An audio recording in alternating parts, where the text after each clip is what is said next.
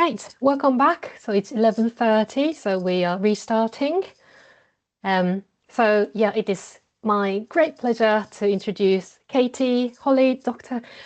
Katie Halley, who is going to talk about essential interaction,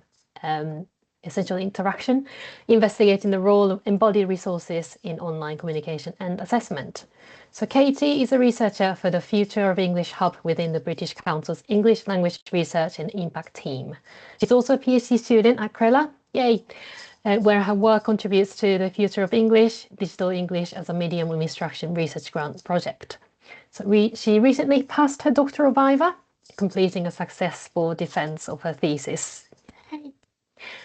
With an academic background in English language, applied linguistics and language testing, Katie's research interests include speaking skills and assessment, multimodality, digital communication, and central to her PhD, embodied resources in interaction. So over to you, Katie. Thank you, Chihiro. Thank you for the introduction. I will just share my slides and make sure everyone can see.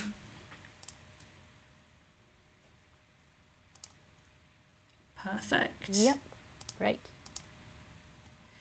So yes, I'm going to be presenting my PhD project, which is on embodied resources for interactional competence and assessment. And the context of my PhD is in multimodal higher education digital EMI classrooms, specifically in Malaysia and Japan. So the contexts were the University of Reading, Malaysia, and Waseda University in Japan. So essentially, I'm looking at embodied resources, which focus specifically on the body. They're distinct from linguistic forms, so they are different from speech, but that doesn't mean that they're not related. And embodied resources basically covers gestures, facial expressions, gaze, head movements, body movements, postures, etc.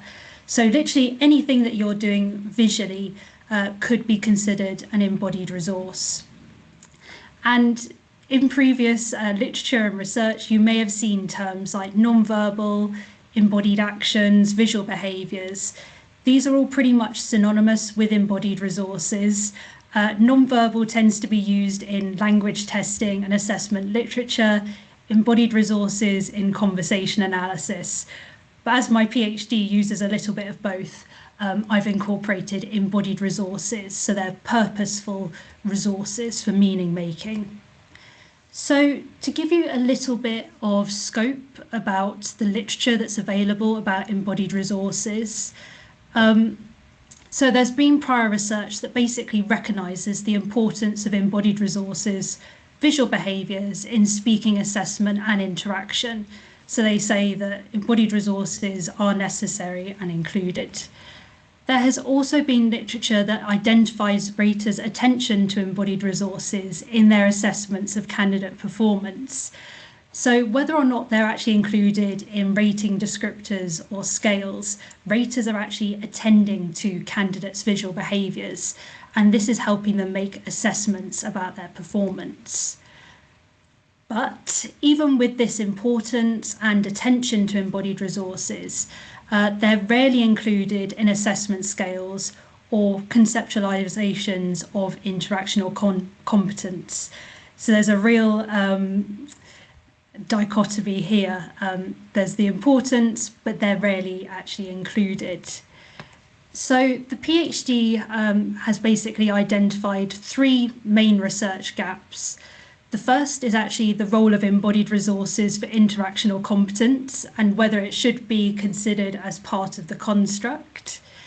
The second research gap is about the measurability and scalability of embodied resources by raters. So Galazzi and Taylor in 2018 said that more exploration should be made into how embodied resources can actually be operationalized in assessment. And the last research gap, which is tailored to the context of my PhD, is about embodied resources in the digital medium. So there's several pieces of literature that say the future of communication and assessment is leaning towards the online mode. So it's actually important to see how embodied resources translate in the digital medium. So with the literature scope and the research gaps in mind, 4 research questions were generated for the PhD. The first is how teachers and students, because the focus is on digital EMI context, classroom contexts, so how teachers and students actually use embodied resources in these contexts. So the first research question is really targeting how embodied resources are actually used. The second research question is about the functionality of embodied resources. So how are they actually functioning in these environments? And importantly, how are they actually functioning with language and other multimodal resources, such as chat, even emoji reactions, all of these kind of multimodal components online. The third research question is about construct relation. So the construct that's focused on in this PhD is interactional competence. So the third research question is investigating to what extent embodied resources actually demonstrate interactional competence in these digital contexts. And then the fourth research question is about measurability and scalability, to actually see what extent embodied resources for interactional competence can actually be scaled for higher and lower levels of interactional ability or usefulness. So the data for this PhD actually comes from a larger project. So you probably heard in Chihiro's bio that my PhD is situated within a larger grant about digital EMI. So my PhD actually takes a sample of digital EMI classes from this larger grant, specifically 12 digital EMI class videos, 6 for each context. And you can see a range of different classes represented between the 2 institutions included in this research. But you may notice they're kind of slightly more humanities based. So the research design for this PhD is a multi-stage mixed methods design. So really each phase of research can actually constitute its own basically design, its own findings. But the point is that each phase builds on the next. So I have a preliminary investigation where kind of a hybrid inductive deductive coding was completed. And then phase 1 actually builds on the preliminary investigation by coding all of the EMI classes in my data set and then exploring this further with a CA-informed multimodal discourse analysis. And then the last part of my research, phase 2, is actually looking at embodied resources within assessment. So this is where a rating activity was conducted. So the preliminary investigation in phase 1 was basically investigating the target language use domain. I'd say maybe target use domain in this case for embodied resources. And the last part of research was looking at specifically the relation to assessment. So the preliminary investigation included a hybrid inductive deductive coding of 2 digital EMI classes, so 2 videos. And this targets research question 1, so how teachers and students were actually using embodied resources in digital EMI classes. So the deductive element of this coding was that 5 macro categories were actually established beforehand. And these macro categories were established on quite typical literature of what different researchers are actually reporting. So body movement, head movement, hand gestures, facial expressions, and gaze. So these are quite large categories of embodied resources. So what I did with those 2 digital EMI classes is that I coded all instances of embodied resources under those 5 macro categories. So as you can see on the screen there, you've got a 20-second excerpt from this digital EMI class, and you can see the amount of embodied resources produced by different interlocutors in different ways. So just from 2 digital EMI class videos, nearly 8,000 tokens were actually coded, which were 67 embodied resources under those 5 macro categories. So there's a real wealth of data just presented in 2 class interactions. So what I did was a complementary and compensatory categorization on this data. And actually, this was more to uncover the communicative intent behind these 67 embodied resources. So whether they were actually used with language or in place of language. So to give you an example of an embodied resource that is neither complementary or compensatory, you could say that someone, itching their nose, it's not actually used with language, it's not in place of language, it doesn't really have a communicative function there. So from this complementary compensatory categorization, my coding system got whittled down to 44 embodied resources. And at that stage, it was important to actually elicit other people's opinions and insights into embodied resources. So what I did is I conducted an expert panel rating activity. So I had 7 expert members who have a background in assessment, teaching, some even in visual behaviours.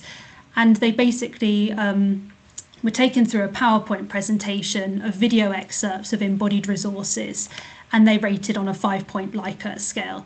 So they rated on the usefulness for communication, which is naturally quite a subjective measure. But again, it was important to actually elicit other people's insights about embodied resources in these digital EMI contexts. So the expert panel rating activity was really interesting because it showed that the most useful perceived embodied resources were a thumbs up hand gesture and a nod, which is pretty much to be expected. And the least useful embodied resource was a head shake movement.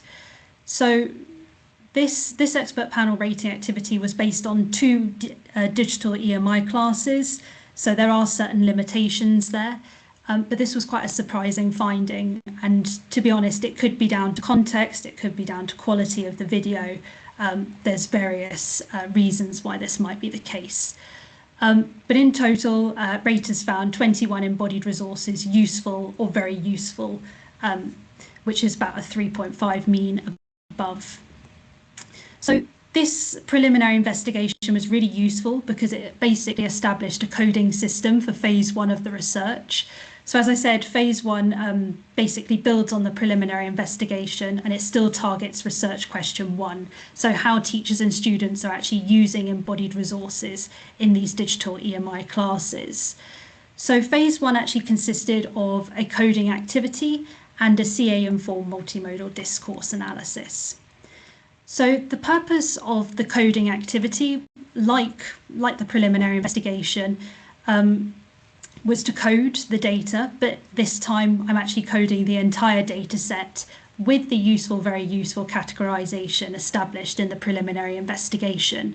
And as you saw from that 20-minute excerpt on the previous slide, there were so many embodied resources. So actually the sample for this coding activity, 10-minute excerpts were actually selected to be coded, and they were coded in MaxQDA. It's important to note that actually ELAN software is also really useful for coding embodied resources, but I actually did co-coding activities on various parts of my PhD, and MaxQDA was a perfect software to use this. So this was the coding system established from the preliminary investigation, and this was applied on my PhD dataset.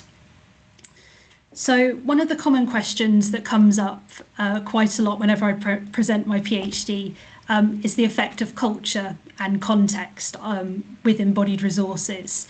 So there is literature to show that embodied resources are used and interpreted differently per context, which is why here I've reported the embodied resources used between each institution separately. So that is important to note throughout the presentation.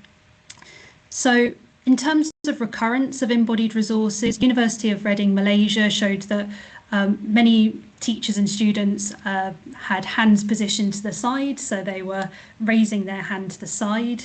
They were also nodding a lot. And for Waseda University, again, head nods were really common, got a quite high mean compared to the rest of the data set, and turns to the side was quite common as well. I will explain the findings a bit more, but I'll just present the next part of phase 1, which is the conversation analysis informed multimodal discourse analysis. So this is actually a framework that I came up for my PhD. So it's quite similar to a multimodal conversation analysis, and it actually combines multimodal discourse analysis and conversation analysis. And the reason for this is because I'm working with data from a digital context. So I have to consider chat and other modalities as well. So that's the reason why the multimodal discourse analysis is important. But the purpose of this conversation analysis informed multimodal discourse analysis is actually to explore how embodied resources are used with context and language, essentially how they are actually used in interaction. So far I've coded the dataset to see the recurrence, but it's actually useful to have illustrative examples. So taking influence from CA approaches and multimodal conversation analysis, I used an adapted annotation conventions from Mondada 2018, as you can see on the screen here. So typically embodied resources are shown between two asterisk symbols, and if they're used with speech, they're represented with two triangle symbols. So to give you an example of what this CAMDA analysis looks like, I've included an example on the screen. And actually, embodied resources were also abbreviated as well as participant pseudonyms, so to make sure that they actually fit in this transcription template. So this was actually made in Excel and formatted in Word, but I think it was about 10 or 13 examples of this, of kind of 30-second excerpts. And you can see here from just a very quick snapshot the detail of embodied resources used by the speaker, other interlocutors. So for example, the first line, the speaker says, like even the writing itself, and here she uses a pen scribble movement. So she's doing like even the writing itself, which is a complementary embodied resource because it's used with speech. So you can see lots of examples in the data here, how embodied resources are used in interaction. So as I said, findings, the kind of key takeaways from the phase 1 work. So the coding, the most useful embodied resources identified by raters in the preliminary investigation were not necessarily the most recurrent. So this might seem like a really obvious finding, like embodied resources may be used differently by different people, but actually this has implications for assessment because one speaker may just be using a really useful embodied resource, but they may only use it once. So it's how you would treat those useful embodied resources for assessment if they don't recur much. And actually the CAMDA analysis, kind of getting into more detail, showcased that multiple modalities were actually used in digital EMI classes. I did have another example where the chat was used as well, but I thought I might run out of time. But if there is time, I'll show it at the end. But basically, the CAMDA analysis shows that embodied resources were not only used with repair sequences, but they also were used with turn taking. So they have an interactional purpose, but they're not just relegated to more kind of making up for language ability. They are actually used with fluent excerpts of speech. And also many embodied resources were actually language and context dependent. So this is really important as well for assessment. So how would you actually define embodied resources if they are actually very context dependent? So I had one law class where they were actually doing handcuffing gestures. So this didn't actually occur in the coding system, but it was still an embodied resource used. It was still meaningful, but very, very context dependent. And just to note as well that all the analyses in phase 1 were dependent on whether students had their cameras on, obviously, because the digital medium, basically people have agency on whether they want to show themselves on camera. So that's just important to note. So for phase 2, which relates to the assessment focus, looking at embodied resources for assessment, I basically conducted a questionnaire, a rating activity and semi-structured interviews. And my raters for this activity were active IELTS raters. So I asked these raters to attend a briefing session with me to conduct the rating activities. So they were sent a PowerPoint presentation. There were 5 versions which were counterbalanced, which basically showcased embodied resource video excerpts. And there were 1 to 2 videos per embodied resource form. And they also got sent an online form, a link to an online form, so that they could view the videos and then rate on the associated scales. So this is an example of what the rating activity data looked like. The embodied resource is listed clearly at the top and numbered. It has a short description. Some audio context is provided because, as we've established, context is really important for embodied resources. And then the raters actually watched the video a maximum of 2 times, focusing on the participant in green, and then they recorded their ratings on a separate form. So raters actually rated for interactional ability, usefulness. So usefulness relates to the preliminary investigation, which is why that scale also occurs here. Nature, so whether the embodied resource was used with language or in place of language. And they also provided a comment on the function of the embodied resource. So I don't actually have time to report on all of the rating activity findings, but I've just selected some of the kind of main findings that I think you'll find interesting. So first of all, the questionnaire data. So raters actually thought that embodied resources were considered to show interactional ability. So this is really important. So raters themselves are actually thinking embodied resources do have the ability to show candidates interactional skill. However, the majority thought that embodied resources should not be included in rating descriptors or scales, which is really interesting. So they think that it taps into the construct, but they don't think they should be measured. Another analysis for this rating activity was the many-facet rash analysis. And this was actually to investigate whether it was actually possible for embodied resources to actually be rated for interactional ability and usefulness. So facet software was used, and basically if raters underfit the model, they were removed.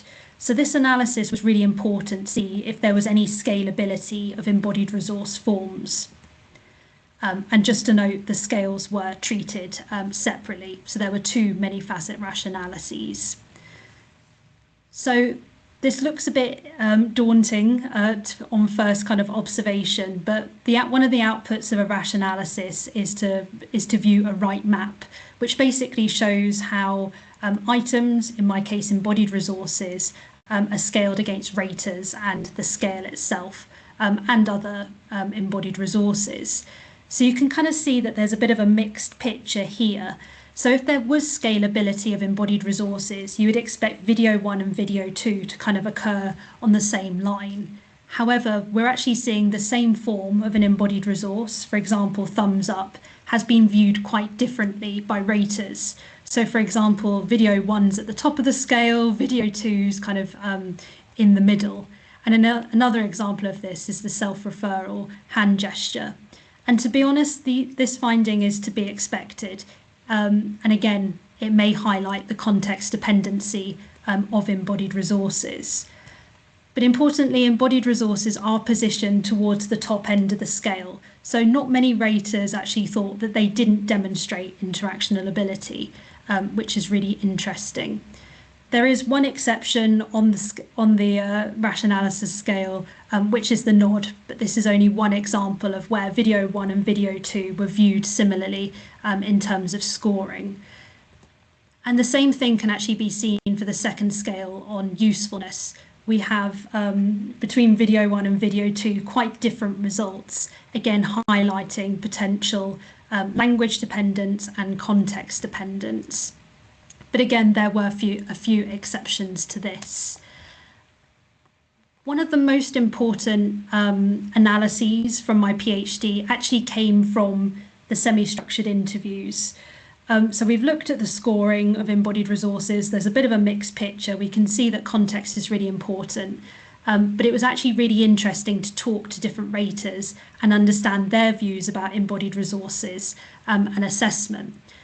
So using the interview data and open responses from the questionnaire, I conducted a thematic analysis. And it's pretty much the same protocol that most people use for a thematic analysis: data familiarization, codes and themes generated and coded on the data. And then I did a co-coding activity to improve the glossary and refine the themes. But the main themes that actually occurred in the data were to do with the rating activity itself, embodied resources, language, interaction, modality, assessment, context, and importantly, equality, diversity, and inclusion. So I've picked some really interesting quotes from raters, which kind of summarize some of the challenges of potentially including embodied resources in assessment. So one of the codes is actually defining and developing embodied resource band descriptors. One rater actually described it as a dangerous path to go down, so they did not recommend having descriptors developed. Also, raters mentioned about possible subjectivity with including embodied resources in assessment, and that actually different people may have different interpretations of how an embodied resource is functioning. Another code was about false and masked comprehension. So this was really interesting that raters actually said that embodied resources can actually mask candidates' understanding of language. So they may be nodding along, but do they actually understand what's going on? So embodied resources can actually mask comprehension. I mean, embodied resources and culture was one of the main themes that emerged from the thematic analysis. Many raters were really worried about possible cultural effects of embodied resources and differences in interpretation, production, potential bias, discrimination. So this is a really big area of embodied resources and assessment that really can't be ignored. But it's important to note that some candidates are already being coached for embodied resources in assessment. So I had a couple of raters mention that they'd attended workshops or trainings in employment settings about different embodied resources to use. And this rater, where the quote is highlighted here, actually said that in China, someone would come in and actually teach candidates what to do when they're talking to elicit a higher score in their performance. So this kind of behaviour, this learned embodied resources for assessment, is already happening. This next quote and code is actually to do with the digital medium and scalability. So other raters noted that actually embodied resources online tend to be really small. They're not as big as face-to-face contexts, they're minimized, and with other multimodal components like other people on the screen, PowerPoint presentations, embodied resources get even smaller. So it actually is really hard to miss. So in my research, I use quite a systematic approach to coding embodied resources. But when you're just decoding embodied resources in natural settings, it is easy to miss things, especially online. This was a really interesting code as well about international universal embodied resources. So one rater here actually noted that some embodied resources are just international. It doesn't actually mean that you can speak English. And this really comes down to construct representation. So this research focuses on interactional competence, but the ability to speak English is primarily focused towards linguistic competence. So it depends on what assessment is actually being targeted here. So some embodied resources may actually transcend English speaking ability and may just be more universal. But on a more kind of positive note, one rater here mentioned that actually this kind of research on embodied resources used in particular contexts actually could be developed into a kind of coaching program, particularly for neurodiverse individuals, such as autism candidates, to actually demonstrate how embodied resources are used in interaction. Autism candidates may struggle with gaze behaviour, so kind of examples of how they're used in interaction could actually be helpful for certain kinds of candidates. So there are a lot of findings from this research. So the beginning parts of the research actually highlighted that there are differences in embodied resource occurrence between context. But embodied resources are used in interaction. So with the CAMDA analysis, it shows that embodied resources are used with fluent excerpts of speech and also with repair sequences. So they're not just performing a compensatory role. And also the assessment part of the PhD showed that embodied resources are perceived to show interactional ability, but most raters thought they should not be assessed or they shouldn't be included in rating descriptors and/or scales. And furthermore, the rash analysis showed that embodied resources are not scalable by themselves, by form themselves. Instead, context and language may be prevalent here. And the thematic analysis mainly expressed raters' concerns about including embodied resources in assessment.